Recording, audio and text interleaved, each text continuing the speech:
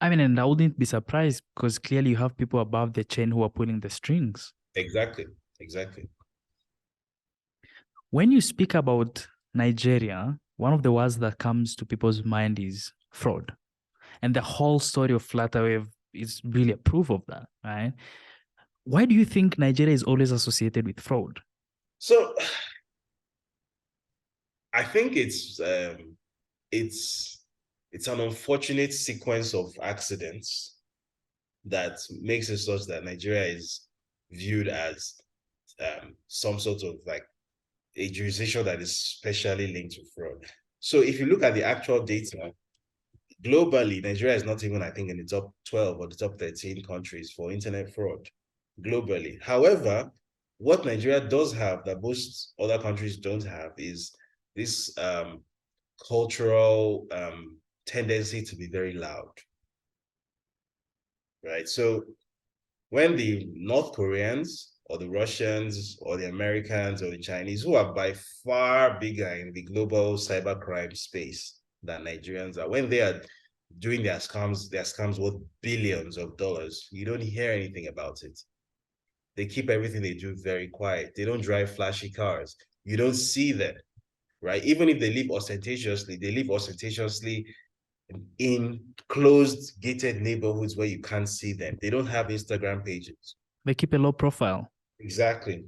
In Nigeria, however, you have a guy like Ramon Abbas, who you might know as Hush Puppy, who does a scam for maybe $10 million, right? Which, I mean, in personal terms, $10 million is a lot of money, but in global terms, it's absolutely nothing. It's a drop in the bucket.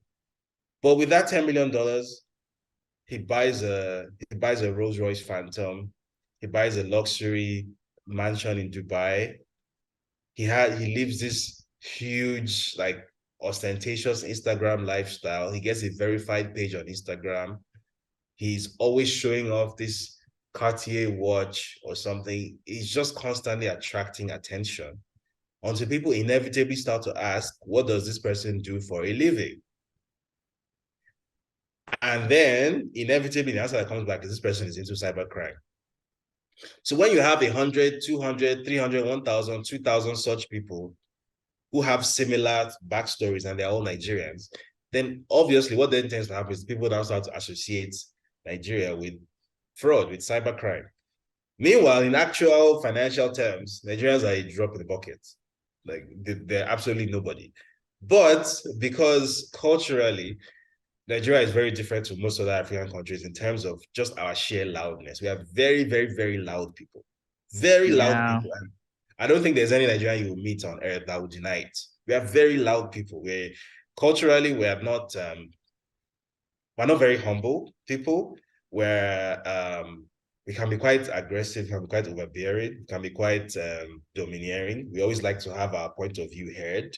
Sometimes that can be a good thing, but this is one of those instances where it is definitely a minus because that lack of self-awareness, that lack of um, that constant need to be noticed is what has created this unfortunate idea that Nigerians somehow do more cybercrime than others. Nigerians don't actually do more cybercrime than even Ghanaians.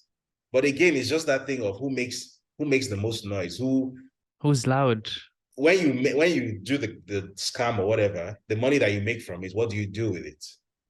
The other people go invest their money back home quietly. They go buy a supermarket or invest in some factory or something. Like there are all sorts of huge manufacturing operations around the world that are funded by dirty money, and you will never know.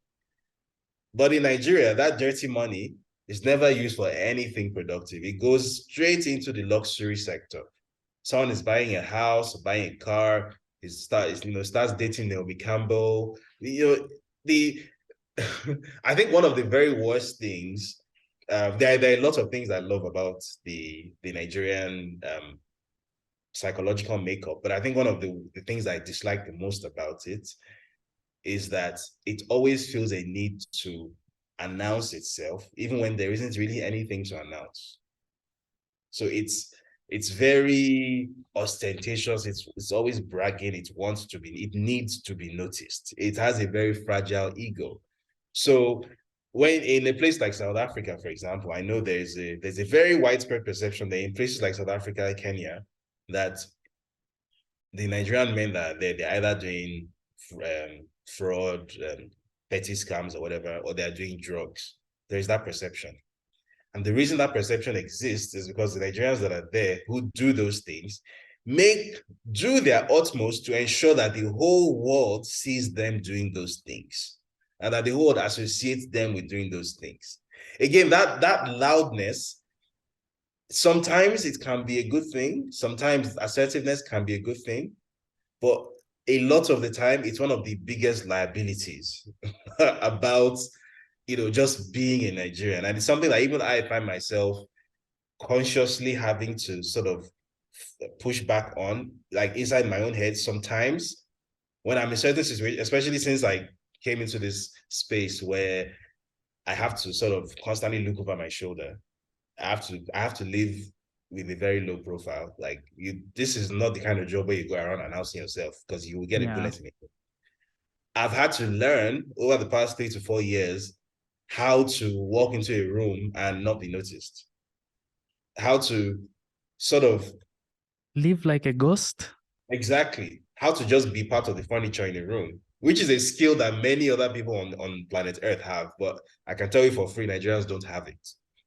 We just can't help it. So, and even plugging that into Flutterwave, for example, I think part of the reason why because I don't know if you followed the Kenyan angle of the story when the Assets Recovery Agency in Kenya then they temporarily banned Flutterwave from operating in Kenya, and then they froze 56 bank accounts linked to Flutterwave, and they were able to show some sort of empirical evidence that there was something closely resembling money laundering going on. Now, why did that even happen in the first place? What is money laundering before you proceed? Right. Okay, so to put it in very basic terms, you have stolen 10,000 rands, right? Now, instead of simply going to buy what you want, maybe you want to buy a car. Instead of just going to buy the car with 10,000 rands, which would attract attention, and people start to ask you, where did you get that money from? How could you afford this car? What you then do is you go to your backyard, you connect your hose pipe to a tap, and you put out a sign saying that you started washing cars, and you're charging 500 rands for a car wash. Obviously, nobody's going to pay 500 rands for a car wash, but then you keep your records showing that for 10 days, 2 people came every day to wash their cars, paying 500 rands each. So you made 1,000 rands per day for 10 days. So you've made 10,000 rands. And that's how you made your 10,000 rands. And then you can take that record to a bank, deposit your money into an account, and use that record as proof of where this money came from, because the bank is obviously going to ask you, where did this money come from? You can then show them these receipts that I run a car wash, and these are my cash receipts from my business. And then the bank will accept the money. And then you can then take that money, which has then been claimed or laundered. That's why it's called money laundering. You clean the money. That money has just been cleaned. And then you can take it and buy the car. And nobody can ask you any questions. So the Assets Recovery Agency in Kenya had presented some sort of empirical evidence showing that this company was involved in some form of money laundering. So, for example, you will see transactions where the transaction is originating, the money came from Nigeria, right? The money has been transferred to Kenya. And this money, so typically how it works is if a large sum of money comes in from another jurisdiction, like cross-border, like from Nigeria to Kenya, and then you instantly withdraw that money and then maybe you use it to buy a house or something, the financial authorities that are immediately going to start asking questions because the transaction is going to be flagged. Where did this money come from? Who are you? What did you do to get hold of this money? That kind of thing. So instead of doing that directly, what they then do is they then sort of, so the money comes in from this company's account in Nigeria to this company's account in Kenya. Then this company in Kenya pays it into this other company's account in Kenya. and it moves like that from this company account to that company account. And each time there's an explanation attached to it, that this payment for this or this payment for that. And maybe it's cycled around maybe 200 times before it then gets to the final destination. At which point there's an explanation for how that money came to be in this person's possession. And then this person can use it for whatever they want to use it for. So the Kenyan ARA was able to show documentation proving that this was where all of this came from. But ultimately, why did the Kenyan authorities even get wind of this? Was Flutterwave the only company that was doing stuff like this? Probably not. But why was it Flutterwave specifically that they got? Because the Nigerians, because the people involved in Nigerians, they live a very, very, very noticeable lifestyle in Nairobi. People have started asking questions. So there's a guy who, he's funny enough, he's now a son-in-law to the current Kenyan president, which might explain why the case was dropped very, under very sort of murky circumstances. His name is Alex Izinago. Like, he lives in Nairobi, right? If you get to spend time with these people for like a week or so, you almost feel as if you're in Beverly Hills, right?